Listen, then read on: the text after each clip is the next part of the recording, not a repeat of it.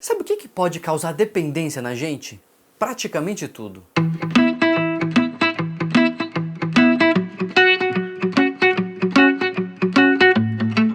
Vamos conversar sobre dependências hoje. Foi um pedido do Vinícius Souza, ele pediu aí pra gente comentar um pouquinho sobre dependências em geral.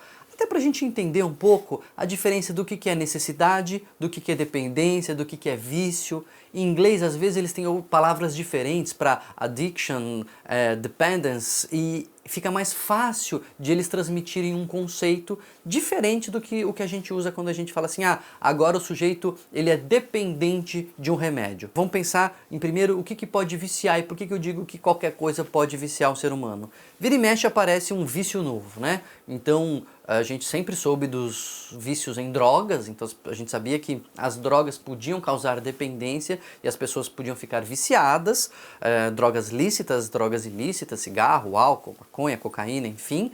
E aí depois começou a se falar em dependência de jogo, jogo patológico, vício do jogo. Daqui a pouco começou a falar em vício do celular, vício de internet. Na próxima classificação internacional de doenças, que a gente chama de CID, né, Classificação Internacional de Doenças, a 11ª edição, que deve sair aí a versão definitiva entre esse ano e o ano que vem, já vai incluir como uma doença oficialmente classificada dependência de jogos, que eles chamam de gaming disorder. Por que essas coisas podem viciar? Por que cada hora parece que chega uma coisa nova que pode viciar? Porque na verdade existem alguns comportamentos e algumas substâncias, enfim, algumas coisas que nos trazem recompensa. A sensação de que foi bom ter feito, a sensação de que aquilo é legal, como por exemplo comer, né? Como por exemplo ter relação sexual. São coisas que o nosso cérebro marcou como boas, como importantes, como faça de novo, porque elas aumentavam a chance do sujeito se reproduzir e deixar descendentes. Na verdade, não é que eles foram marcados porque aumentavam a chance.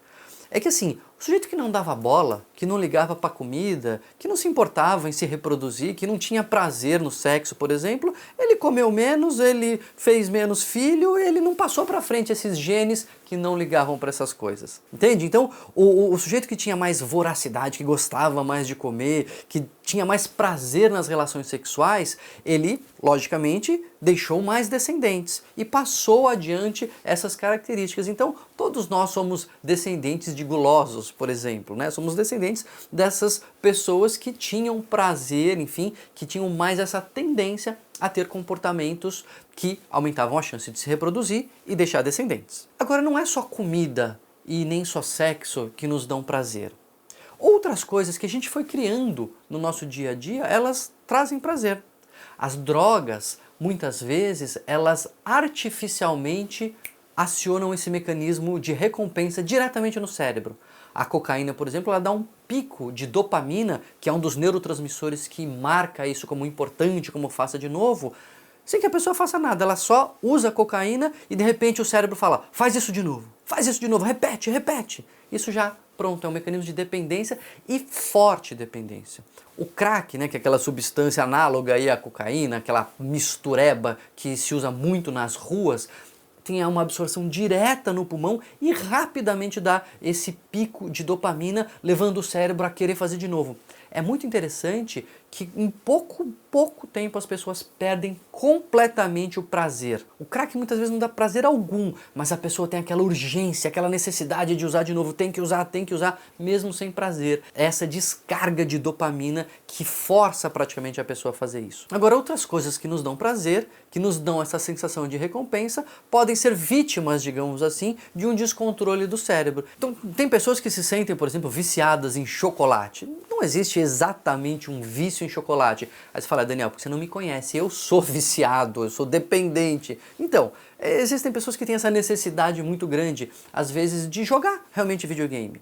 Porque o ganhar uma batalha, o vencer ali, acumular pontos, traz uma sensação de prazer. O jogo é feito para isso. O cara que montou o jogo, ele sabe o que está fazendo, não é por acaso que o sujeito que está jogando tem essa sensação de prazer. Em algumas pessoas mais suscetíveis, isso pode sair do controle e se tornar um vício. Então, Vício é essa, vamos dizer, dependência que saiu do controle. O sujeito sabe que aquilo está sendo demais, ele percebe que aquilo está prejudicando a vida dele, aquilo está tomando espaço de outras coisas que ele poderia estar fazendo, ele poderia estar saindo com amigos, ele poderia estar namorando, ele poderia estar desenvolvendo relacionamentos, poderia estar estudando, mas não consegue e vai lá e faz aquilo no que ele é viciado. Seja jogar bingo, seja jogar videogame, usar droga, isso começa a tomar espaço de outras coisas importantes na vida do sujeito. É diferente de dependência de algum remédio às vezes.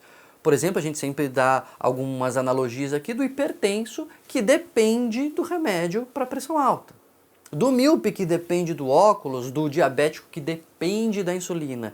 Então, às vezes, os remédios psiquiátricos podem gerar uma certa dependência que não são necessariamente vícios. Tem gente que tem depressão crônica, que se ela para um antidepressivo, a depressão volta. Ela é dependente do remédio, mas é porque ela é viciada, porque se ela ficar sem, ela entra na fissura e ela vai deixar de fazer as outras coisas se ela não tomar um antidepressivo. No caso dela é o contrário. Se ela não toma o remédio, ela fica mal e aí sim ela deixa de fazer as outras coisas. É importante a gente ter essa diferença do que é vício, do que é dependência, mas é importante saber que qualquer comportamento que seja prazeroso está em risco, vamos dizer assim, de se tornar uma dependência, e não necessariamente uma dependência química, uma dependência comportamental, e vai precisar ser tratada. Lógico que o tratamento vai ser muito caso a caso, vai variar em função do que o sujeito está dependente, de por que ele está usando aquilo, de como ele usa aquilo. Nem sempre vai precisar de remédio, talvez até na maioria das vezes, na maioria das dependências, a gente não vai precisar o uso de medicamento, vai ser uma abordagem multidisciplinar, com terapia, eventualmente com terapia ocupacional, terapia familiar, mas é importante ter esse sinal de alerta. Se algo está dominando a vida da pessoa, não é o sujeito que controla aquilo deixou de ser um hobby, um prazer, mas aquilo passou a dominar a vida da pessoa, aquilo é um sinal de alerta, é bom procurar ajuda, é bom investigar o que está acontecendo, porque como eu sempre digo e não canso de repetir, é melhor procurar e não precisar do que precisar e não procurar. Espero ter ajudado o Vinícius a entender um pouquinho mais aí essa questão das dependências, e você também, se achou interessante, compartilha esse vídeo, divulga a informação e se inscreve aqui no canal que tem mais dúvida pra gente tirar por aí.